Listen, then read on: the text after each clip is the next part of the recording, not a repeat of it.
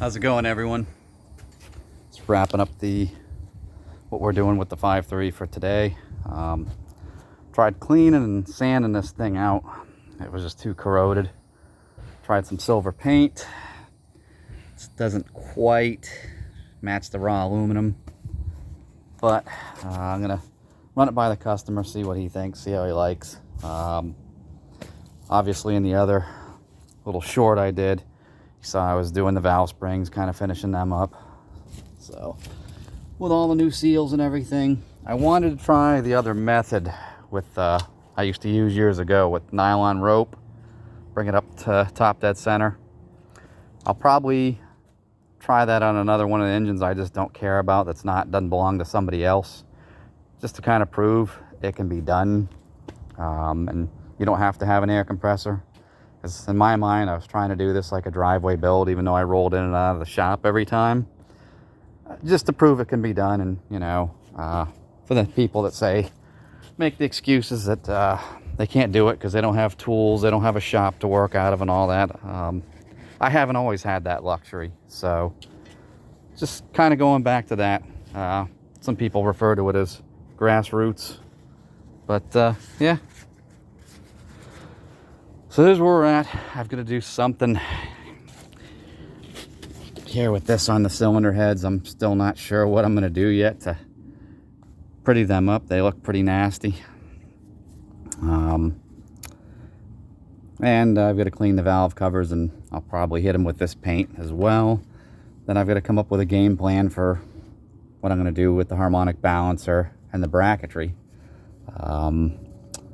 That's going to be up to, again, customer. Right now I'm leaning towards this gunmetal color on the balancer to kind of accent against this, and then do the brackets as well in the gunmetal after I degrease them and sandblast them. And of course, I even thought about doing them satin black, but I don't know. I don't want it to get too busy, too many colors. It's ultimately going to fall on the customer, what he wants, type of thing. But yeah, finally got back to this. For those that don't know, I actually do have a day job. I work for a local city Monday through Thursday. So that's something kind of recent too. I didn't always work for them. That's been more in the past couple months. So for a while here, I was just doing my own thing, and why I was able to do a lot more uploads. Hopefully I'll get back to that a little bit more here soon. I've just got to find a better way to balance my time. It's hot. I get home close to 6 o'clock every night, and there's still a couple hours of daylight, but I'm just whooped. Not all my time spent outside, but enough of it is that it just wears me right out. So I need to give this poor thing some love. It's just been sitting over here.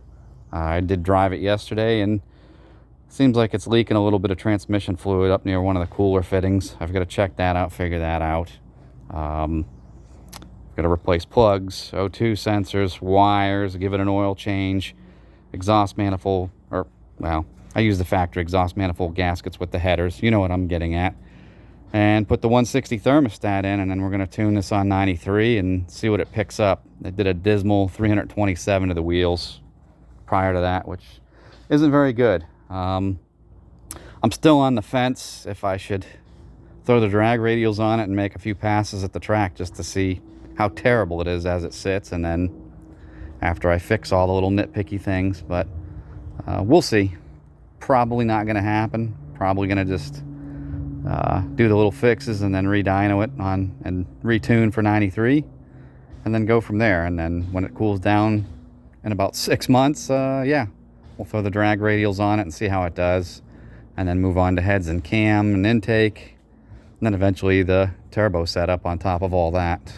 So that's what's going on with that. I didn't really talk about it much. I've got had two first-gen Monte Carlos, a 70 and a 72, and I sold them yesterday, actually. One left. The other one's still sitting right there under that tarp.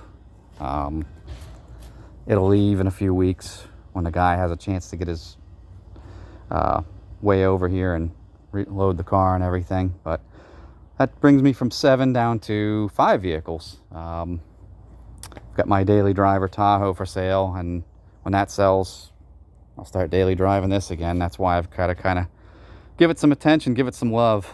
AC hasn't worked in it in about 7 years, so definitely need to fix that sometime soon. And power window motor just went out about 3 weeks ago, so on the passenger side. So yeah, there's all that. But I'm rambling. Of course, this poor car is sitting here. And unfortunately, you know, people other than myself in and out of this garage, we picked up a nice gouge in the paint. This fender's going to be repainted anyways because of some prior paint chipping in here, and this is a replacement fender. It's not original. If you're looking at them SS emblems and thinking something's amiss, you're right. They're upside down. My dad owned this car.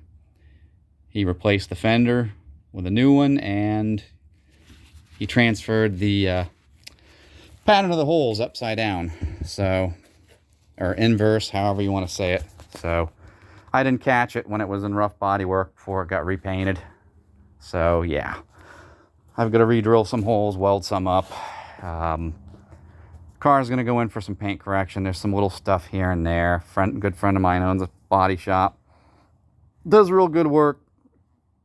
He's going to repaint the fender and the door and touch up any other little problem areas on it. But right now I need to get the exhaust system on, adjust the clutch, reset the front and rear glass, and get the front end aligned, get a battery in it, get it running again, and enough to where I can load it on my trailer and bring it to him. I've got to obviously pull some of the trim off so it's not in his way when he's repainting stuff. But once that's done, get the AC working and put everything back on, and it'll be for sale. Oh, that's pretty much all for now. Not much to report on this. I still need to do the push rods and adjust them, and I think we're going to actually get rid of the factory AC stuff and go to vintage heat and air direct fit kit. That's what we've decided on. So, all right, stay tuned.